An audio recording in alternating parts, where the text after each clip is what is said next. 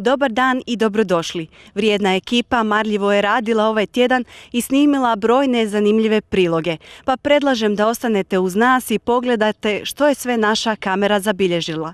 Za početak predstavljam vam prilog snimljen u Udruzi žena. Prošle subote povodom Dana žena okupile su se članice udruga iz cijele županije. Mjesto okupljanja bio je društveni dom na Vinici. Predsjednica udruge žena Vinica Slavica Stančec podsjetila je na početke obilježavanja ovog jedinstvenog praznika za žene i istaknula kako žene ipak još nisu dostigle muškarce što se tiče položaja u društvu. Još se uvijek smatraju slabijim od muškaraca. Žene su manje plaćene na radnom mjestu od muškaraca. Žene uvijek imaju neka zanimanja koja baš i muškarcima onako u masovnom smislu nisu interesantna. Koliko god nastojale biti ravnopravne, mi to nismo. Ono što nas prati, to je nasilje među ženama.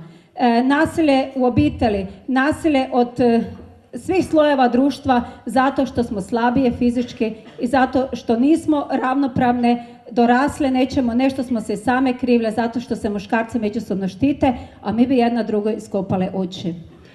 To nam je hendikep i zato ne možemo vladati, makar nas ima u društvu oko 52%. Ističu kako i dalje postoji problem nasilja u obitelji od strane muškaraca, te kako treba ozbiljno pristupiti tom problemu te pomoći u sprječavanju takvih dijela.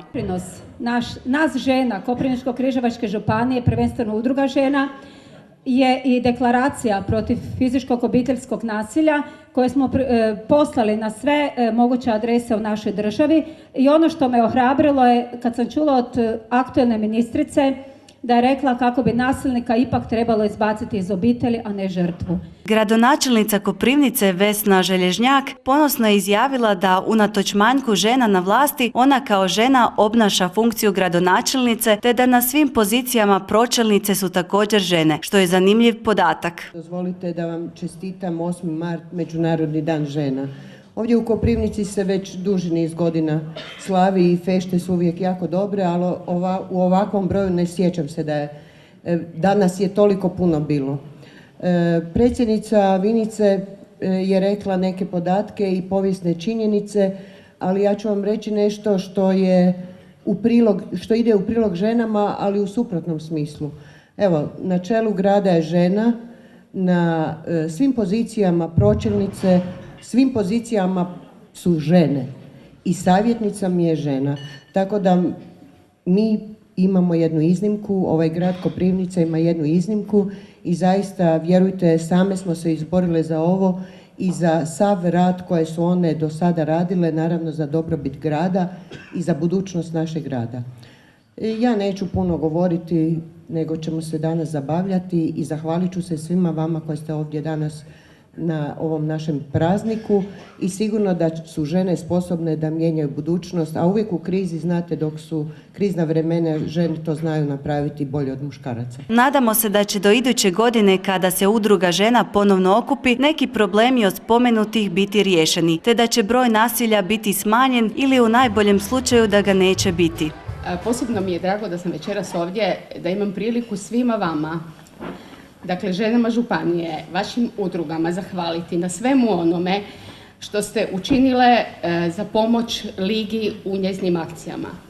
Bez vaše pomoći mnogo toga se ne bi moglo ostvariti od samih početaka Liginog djelovanja Županijske lige do danas. Mnoge te akcije bile su organizacije, predavanja, edukativnih tribina.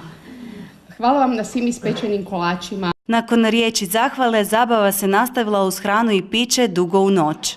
Naša brlovita mati, gdje svaka duša rado nam skrati, šume, polja i vinograd stari, svakog nam dana toplije dom. Šume, polja i vinograd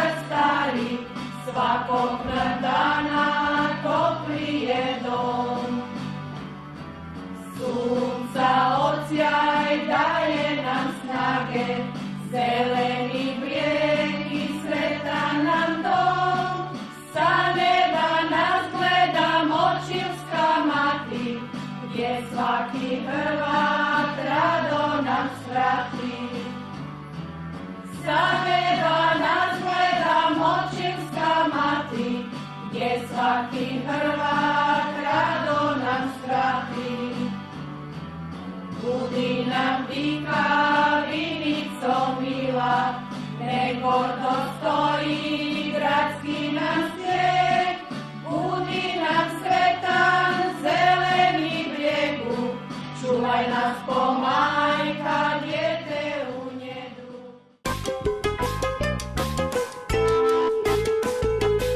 Nogometni klub Slaven Belupo u ovom zimskom prijelaznom razdoblju doveo je novo pojačanje u napadu, o kome je riječ doznajte iz priloga. Većina ga obožava, neki žive od njega, neki ga sanjaju, a ima i onih kojima ne predstavlja apsolutno ništa. Bez obzira na sve to, htjeli mi to priznati ili ne, nogomet je i dalje najvažnija sporedna stvar na svijetu. Biti nogometaš u današnje vrijeme nekima je stvar prestiža, dok drugi na njega gledaju kao na normalno profesionalno zanimanje. O životu nogometaša, njegovoj isplativosti i stanju u hrvatskom nogometu razgovarali smo s Enesom Novinićem, iskusnim hrvatskim nogometašem, a odnedavno i novim pojačanjem koprivničkog Slaven Belupa. Kada i kako si se počeo baviti nogometom, kada si shvatio da je to tvoj životni poziv? Kada sam se počeo? Pa kad sam bio klinac, mislim, me tata vodio na razne utakmice, gledali smo razne utakmice na televizoru i tako, i svidjelo mi se sve odmah i odmah sam znao da se sa tim želim baviti. A prve korake sam počeo u svojem selu, Peklenici.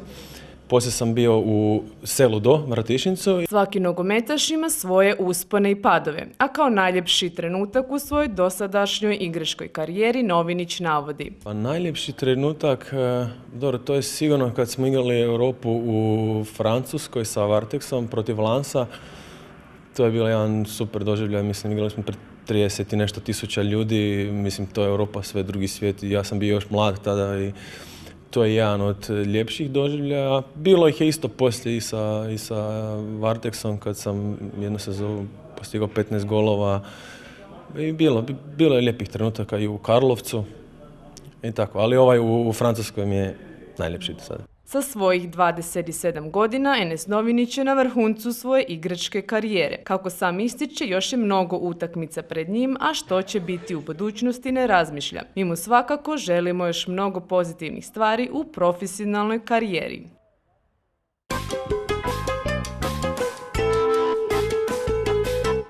Bliži se proljeće, doba u godini kada se priroda budi.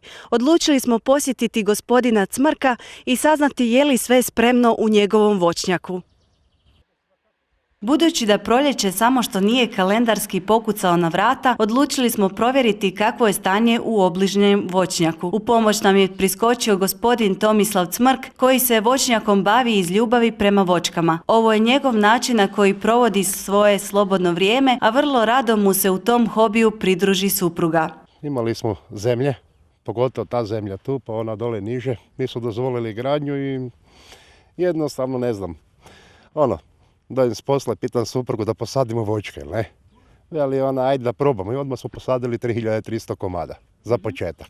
A dalje smo onda pomalo širili. Znači imate i pomoć ženske ruke? Kompletna familija je v tome, ne? Djeca, supruga, roditelji, svi pomažu ko stigne i ide pomalo. U ovaj hobi ipak je potrebno uložiti dosta truda. Voćke iziskuju puno pažnje. Nakon zime i snijega vrijeme je za prve radove. A najbitnija je rezidba, zaštita s crvenim uljem. Je to prije prvog glavnog starta, ne? S rezidbom kasnimo, normalno bila je dugačka zima.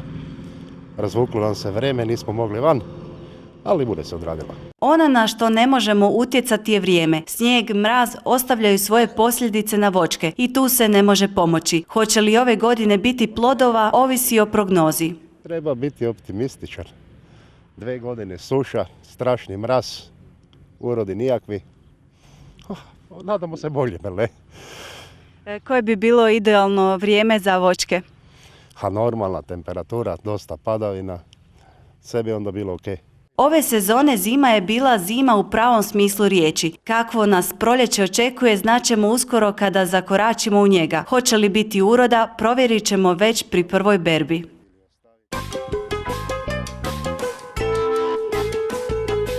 Kada govorimo o umjetnosti, sigurno vam ne padne na pamet prvo motorna pila. Doznajte nešto o takvoj vrsti umjetnosti. Nedavno na jednom održanom sajmu naletili smo na gitaru izrađenu od drveta. Kako do sada nismo imali prilike upoznati se s tom vrstom umjetnosti, odlučili smo saznati tko stoji iza ovih majstorija. Pronašli smo umjetnika, riječ je o Draženu Kuharoviću. Budući da se već godinama bavi ovim poslom, više ni ne pamti koje je dijelo prvo izradio. Prva skulptura je bila napravljena 1999. godine, bar mislim. Još dok je naša ciglana radila, dok ju nisu uništili. I to je bilo u glini i do 2002. godine sam radio u glini. Onda sam krenuo na drvo. Prvo sad ljetima. Onda sam upoznao kipare iz Ernestinova. Onda su mi oni pokazali u stvari pravi alat s čim se to radi. Mislim sa gletvama, ne. Čak smo imali jednu grupu kipara koja je išla po cijeloj Hrvatskoj i radili smo po gradovima skulpture koje su gradovi naručivali. Ali to je meni bilo, s vremenom mi je prešlo dosadno mi je bilo recimo za jednu skulpturu raditi 8-10 dana, negdje si, ne znam, i radiš 10 dana jednu skulpturu, glupost. U drvu je prvo bilo, šta je bilo? Boga mi ne sjećam se. Sama pomisao na umjetnička dijela stvorena od drveta je neobična. Doznali smo koje je dijelo najneobičnije te koliko je vremena trebalo za izradu takvog dijela. Velike skulpture. Velike skulpture i to posebno ove koje idu recimo, koje su kao javni spomenici postavljene. Najneobičnije je bilo raditi ovo primijenjenu umjetnost, to je znači primijenjena umjetnost, fotelje, ne znam, ali šank jedan. Šank od trupaca. Baš od trupaca, znači i vrata i sve ono na klik, kao u normalnoj nekoj gostioni ili kući. Iako bi pomislili kako je za izradu ovakvih kipova potrebno puno vremena, sugovornik iz naše priče radi na brzini i cilj mu je napraviti što ljepše, kvalitetnije, ali i što brže radove. Sudjeluje u natjecanjima u brzinskoj izradi. Ja se bavim ovim brzinskim kiparstvom. To ne možeš krenuti ako nemaš alat.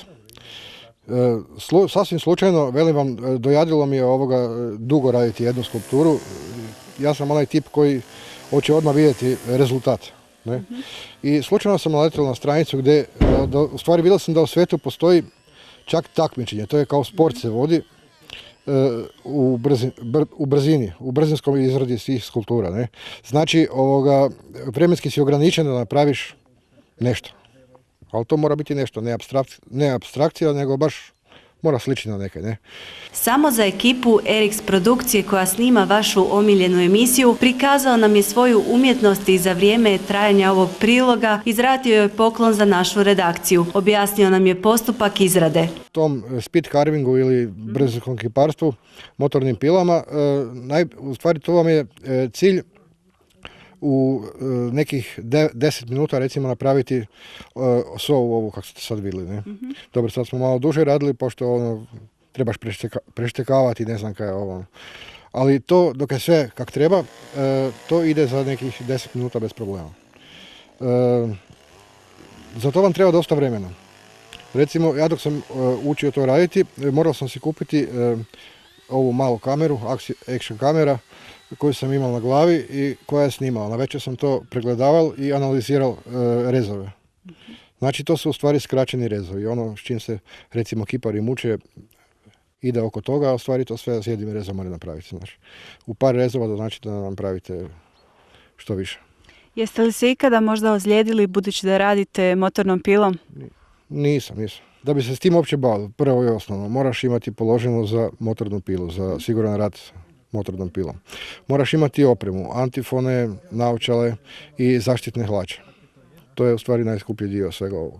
Planira li uskoro odlazak na natjecanje? Pa evo sad sam trebao u 4. mjesecu za Njemačku u Berlin, ali ne znam, ne budem, vjerojatno. Imam previše posla. Preko društvenih mreža povezao se s mnogim umjetnicima te razmjenjuje iskustva, ali je također stekao ljubitelje njegovih radova koji kupuju njegova djela kako bi uljepšali svoj prostor. Mnogi upiti pristižu iz drugih zemalja, pa čak iz drugog kontinenta. Ponude su stigle iz Amerike, a svoje fanove ima i u Japanu. I stupio sam u kontakt sa gospodinom Bob Kingom iz Amerike. On mi je u stvari objasnio prvi kako to ide. Ali opet ne mreš delati to ako nemaš nekakvu financijsku pozadinu iza sebe. I sasvim slučajno poklopilo se da je jedan gospodin, malo jači igrač, radil vikendicu, radil od drva, ono kanadski stil, i trebalo mu je interijer srediti i to. I napravili smo, ne znam, 2-3 skulpture i on je to od mene kupil za neke sitne novce, ne. I tak smo si mi postali jako dobri, ne. I prijavio sam se za jedno takmičenje u Njemačkoj. Prvo moje takmičenje, u stvari prvi sam čovjek koji je išao na takvo takmičenje uopće iz ovih krajeva, s prostora Balkana. I sjećam se jako dobro, pitao sam ga, jel mi posudiš 10.000 kuna, treba mi za, ne znam, za lance, za opremu i to, ne. Rekao je ne, ali sve kaj napraviš, ja budem otkupil od tebe. Znači, ja sam prek tjedna radil strašno brzo, 5-6 skulptura i za vikend sam vozil k njemu. I tak sam s tim krenuo. U stvari, tak sam vidjeli ste koliko imam motornih pila. To mi vredi više nego moja kuća. Za izraditi iz skulpture potrebno je drvo. Kakvo je najbolje? Rade se nema ograničenja, ali postoji neki zakon. Ko je najbolje? Recimo hrast, on je najpostojaniji. Ako se radi skulptura koja će biti vani na suncu, kiši, snijegu i tako dalje, mora biti hrast. Zanimljiv je podatak da za svoja djela koristi korijenje koje izvlači zdrave, te na njima stvara umjetnost. To je već skulptura sama po sebi, znači uz neke minimalne intervencije to se može jako fino uklopiti u tu primijenjenu umjetnost. Bilo to fotelja, stol ili tako nešto. U svoj dom uklopili ste isto tako neke dijelove stolice? Mogu vam reći da i nisam. Niste? Ne, kod sebe ne. Znači posao ne nosite doma? Doma ga radim, ali ja si to jednostavno ne mogu priuštiti. Moram vam reći da jako malo ljudi još zna tu za mene. Dobro, sad dosta malo više, ali recimo da pred godinu dana jako malo ljudi. Više ljudi znalo za mene u Japanu, ne znam, u Americi nego tu. Braniteljska zadruga od velike je pomoći Draženu. Uz njih zahvala ide redom. Moram reći da iz Hrvatske jedino ko mi je pomogao su bile Hrvatske šume, koliko toliko, i šumooprema. Oni su mi pomogli malo u materijalu dok sam išao baš na to takmičenje, ali Hrvatske šume stoje iza mene, nekad dok mi treba kakvo drvo za kakvu skulpturu i tako. Ovakva umjetnost cijenjena je u drugim zemljama. Primio je nove ponude. Evo, dobio sam neki dan sad baš pismo od prijatelja jednoga, Facebook prijatelj, koji radi u Švedskoj, da dođem tamo nešto izraditi, ne znam, neke sirene i to. Jer su njihovi kipari strašne cijene imaju. Recimo za skulpturu od 140 cm 3000 eura traže. Ukoliko želite uživo pogledati njegova djela i uvjeriti se koliko su lijepa, imate priliku svratiti u mjesto Draganovec, naselje Sveti Vid, gdje je jedan dio izložen, a još će se upotpuniti sa novim skulpturama. To je bila narudžba od društva vinogradara Sveti Vid. To je povodom obnove, to je obnova ovoga staroga bunara. Tu je nekad bilo, tu su žene prale veš, ne znam, konji, krave su se pojili i tako dalje. A i vinogradi su tu gore, ne. I znači vinogradari za vinogradare, baba je prala veša i tako dalje, klupa, krava, konj, jer su i krave i konji tu prije bili jako prisutni. Tu se to proširuje na tom raskršću i tu dolazi još stol rezbareni, isto nešto u stilu vinograda, i dolazi rudar, jer tu gore nekud se išlo u rudnik. Znači ovo je sve ima svoju priču. Tako je, s razlogom je tu. Draženu se zahvaljujemo na druženju i na poklonu, te se nadamo da će u sljedećem natjecanju za najbržu izradu osvojiti nagradu, a ne sumnjamo da će i dizajn pritom biti savršen.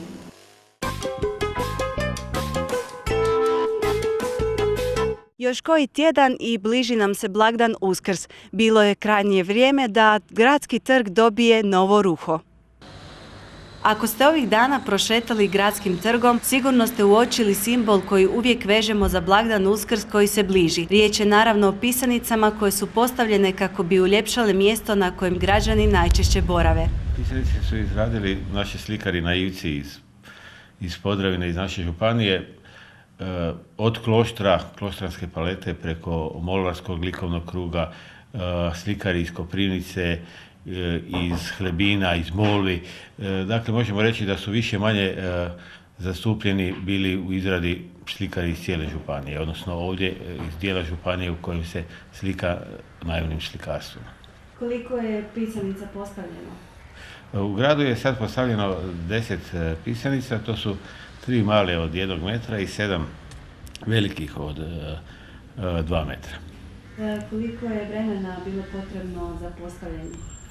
1, 2, 3 dana su radili na postavljanju pisanica u onom tehničkom smislu da se uredi na ovakav način kako je uređeno u gradu, a samo oslikavanje pisanica, što je jako bitno, traje otprilike jedan vikend, 3-4 dana, zavisi koliko slikara radi. Možemo reći da mjesec i pol dana traju intenzivne aktivnosti na oslikavanju pisanica i na uređenju ovoga prostora. Saznali smo od direktora Županijske turističke zajednice do kada će ove predivne pisanice ukrašavati trg, te kuda one dalje putuju. Biće postavljene do 18. u ponedjeljak, a nakon toga od tih 10 pisanica, 5 pisanica ide na put, znači tamo u Bosnu i Hercegovinu, u Mariju Bistricu, u Austriju, a ostale će se vratiti onima od koga smo posudili.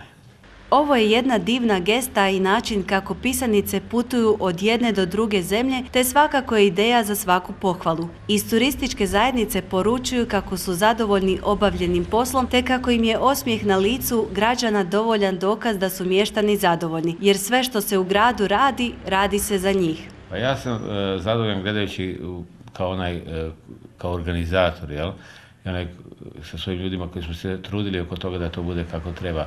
Međutim, moje zadovoljstvo je tim veće što vidim reakcije ljudi, da su oni zadovoljni. Kad god je lijepo vrijeme, kad god je moguće, uvijek oko pisanica ima mnoštvo ljudi, starijih, mladih, djece, koji sa zanimanjem razgledaju te pisanice i to je ono što nas veseli. Emisiju završavamo pjesmom. U crkvi Svetog Nikole održan je koncert grupe Lado. Ovog četvrtka u crkvi Svetog Nikole gostovao je ansambl narodnih plesova i pjesama Hrvatske Lado, koji je trenutno na svojoj tradicionalnoj korizmenoj turneji.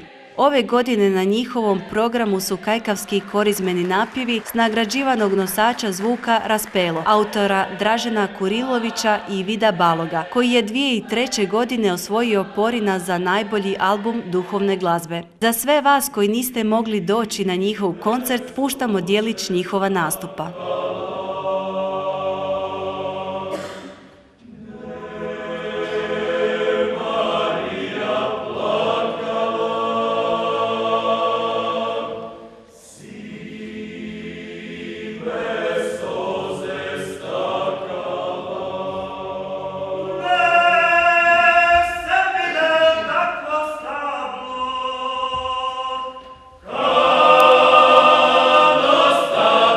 Sve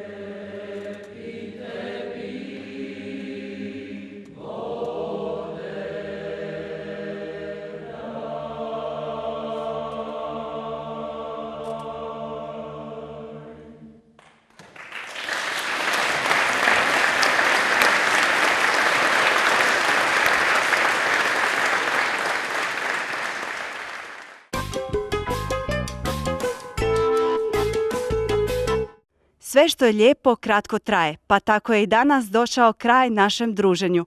No ne brinite, zajedno smo već za 7 dana. Do tada lijep pozdrav!